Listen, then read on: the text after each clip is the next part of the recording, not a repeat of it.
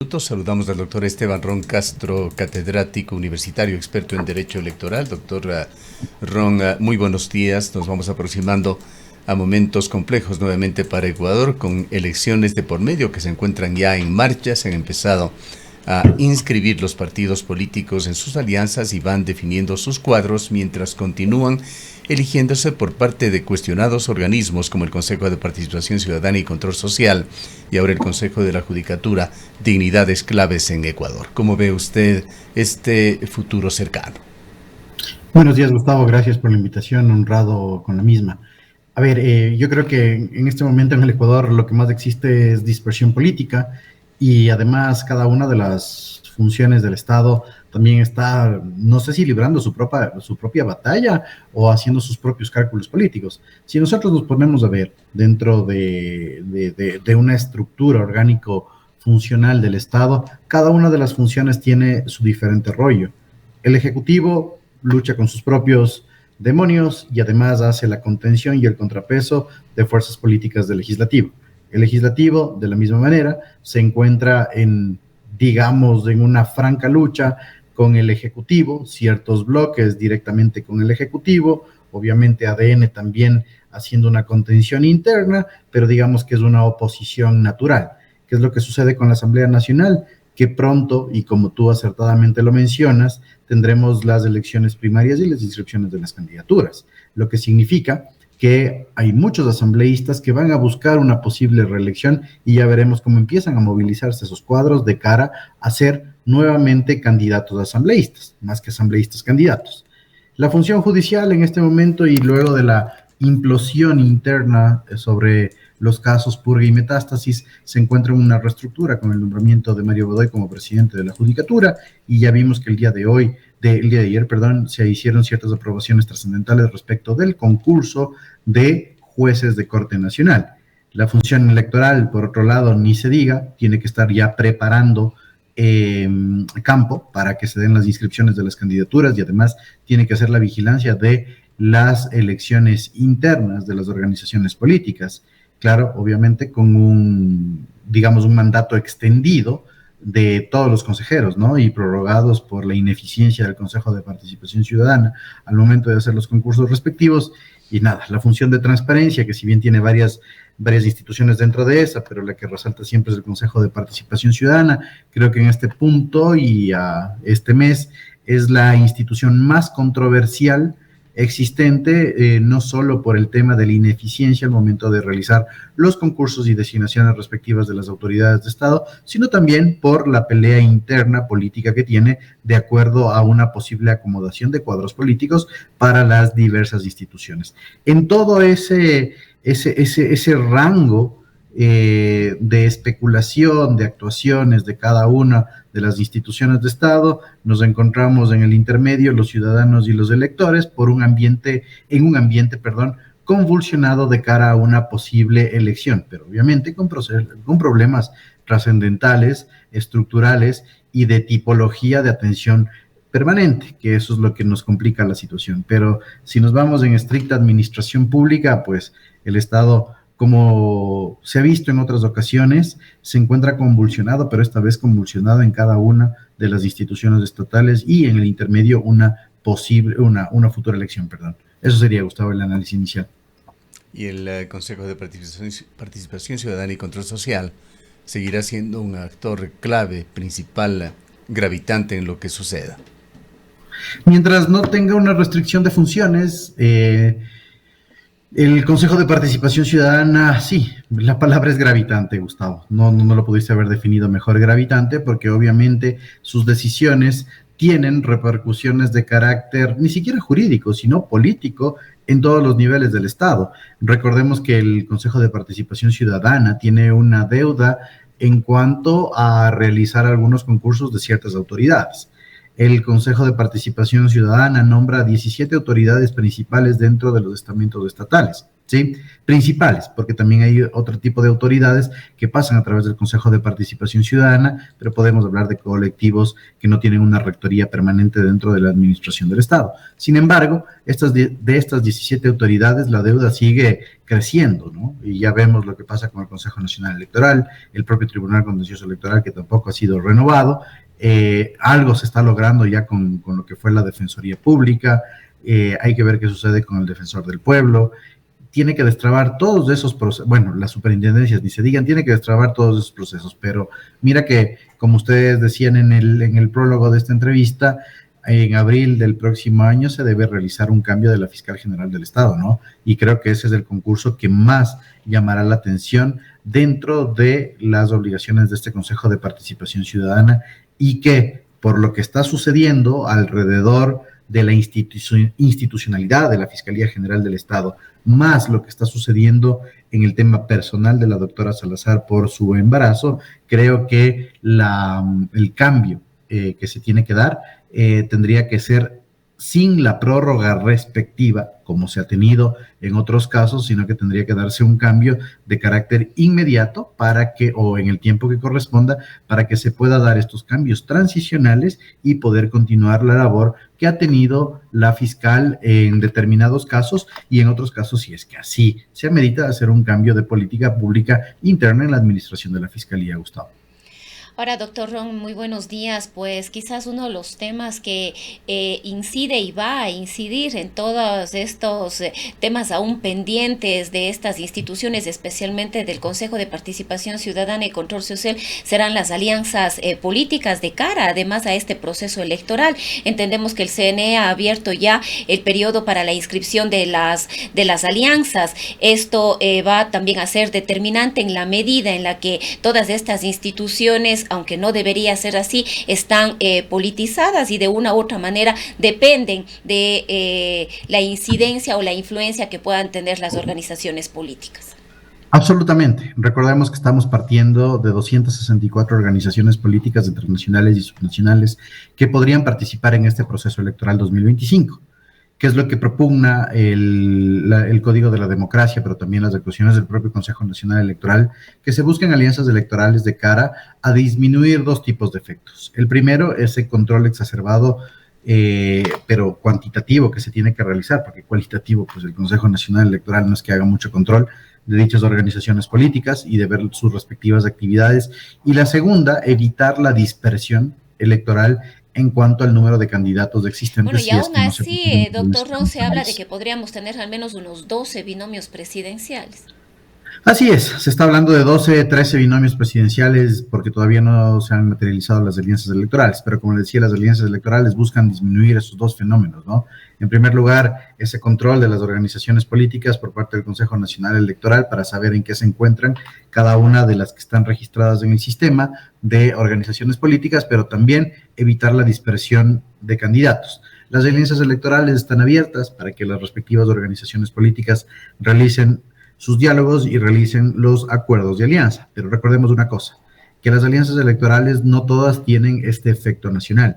Pueden haber alianzas electorales subnacionales para determinadas provincias, para determinadas candidaturas. En las elecciones 2025 nosotros elegiremos a 3 tipos de candidaturas, ¿cierto? Binomio presidencial, asambleístas nacionales, provinciales y parlamento andino. Sin embargo, lo que sucederá es que nosotros veremos esa movilización de alianzas no de carácter nacional, es decir, las alianzas en el Ecuador no se mantienen si es que se logran en el carácter nacional, sino que en determinadas provincias las alianzas fluctúan. Además, hemos visto inclusive históricamente alianzas con incompatibilidad de ideologías entre organizaciones políticas, claro, partiendo del hecho de que no existe una ideología estable en el Ecuador. Sin embargo, las alianzas electorales al menos tratarán de facilitar esta dispersión de candidatos. Ahora bien, ¿qué es lo que se tiene que fijar dentro del espectro de las alianzas electorales? Que los acuerdos de alianza por lo menos sean sustentables en el tiempo, ¿sí? Y que los acuerdos de alianza no sean y no tengan un fin estrictamente electorero, es decir, que sirvan para dos cosas. Primero, llegar a un nicho de poder, a un nicho, en este caso, de elección popular, y en segundo lugar, que se salven organizaciones políticas de su eliminación de su registro electoral. Ya vimos lo que pasó con la última alianza electoral de unas elecciones formales, ¿no? Que duró 3 sesiones en el legislativo, lamentablemente.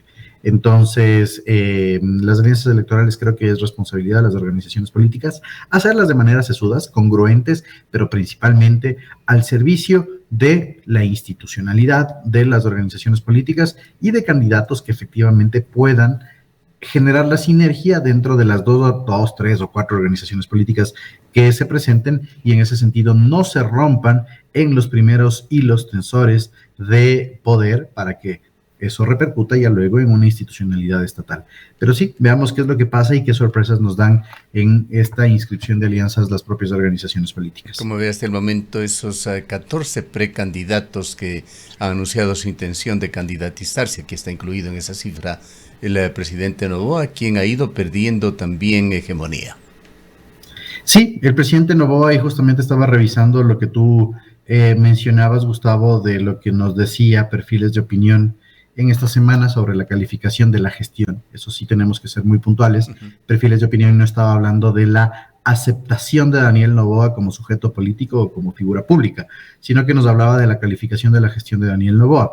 En ese sentido, pues la encuesta, y revisando la ficha técnica, no es muy amplia, son 630 y pico de casos, 621 entrevistados, realizados solo en Quito y Guayaquil, entonces es una muestra todavía bastante corta, y que todavía no habla del estatus país, ¿no? Sin embargo, lo que sí podemos ver es un decrecimiento dentro de la calificación de la gestión a partir de enero. Pero ¿qué es lo que sucedió en enero? Tuvimos el tema del clivaje de la seguridad, más o menos, si hacemos un parangón a lo acontecido con Guillermo Lasso, también su popularidad subió cuando se realizó la diplomacia internacional de las vacunas y al fin se logró tener vacunas en el Ecuador, lo mismo que aconteció con Lenín Moreno al momento de la consulta popular respecto de la reorganización estatal. Entonces son estos clivajes que existen que hacen que obviamente la popularidad de un mandatario suba. Ahora la idea es que eso se mantenga en el tiempo y la popularidad de Daniel Noboa sobre la base de los decretos ejecutivos 110 y 111, al menos el 111 cuando se declaró a los GDOs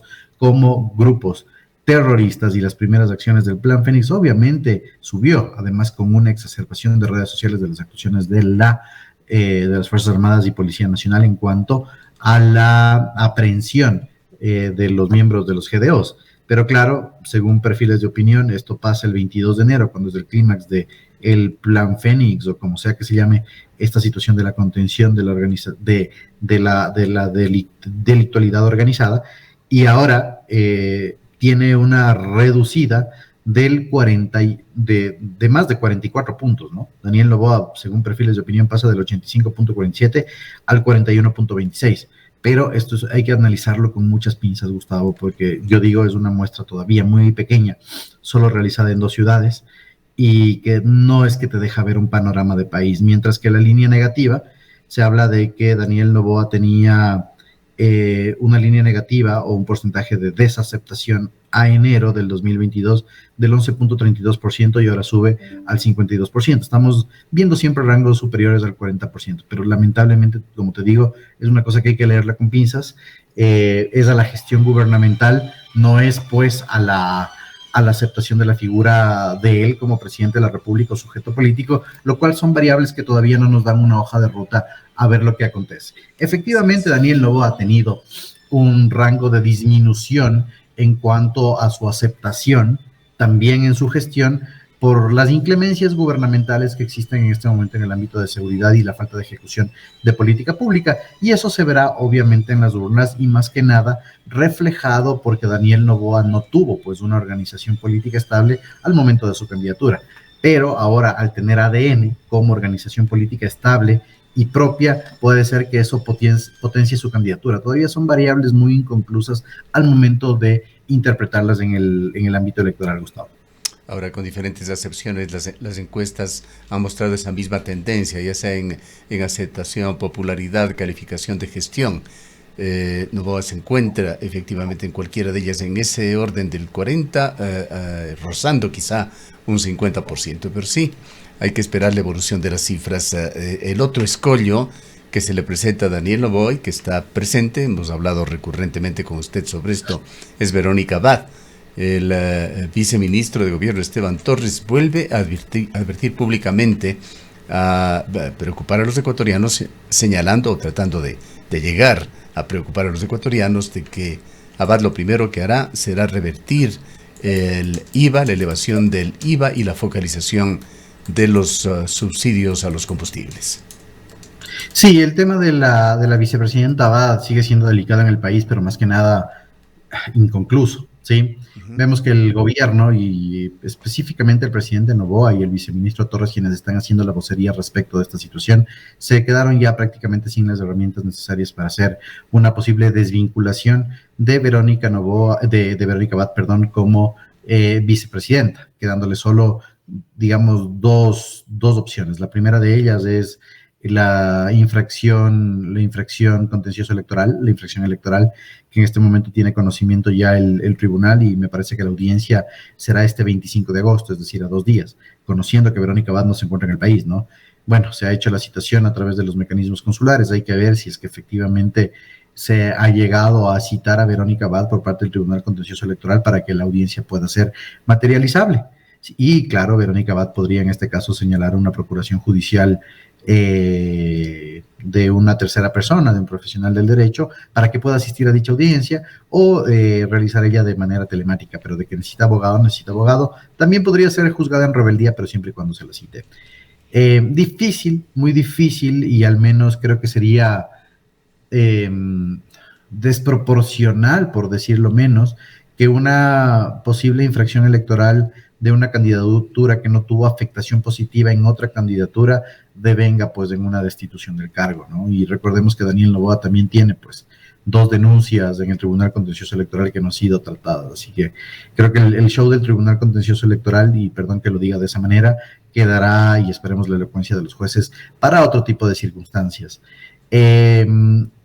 Justamente por eso la reacción del viceministro Torres, quien ha dicho esto, ¿no? Que la vicepresidenta puede de un plumazo realizar reversiones de todos los méritos logrados por el presidente Noboa, lo cual es bastante complicado. Sí, lamentablemente Verónica Abad tampoco colabora, al menos en el discurso, ¿sí?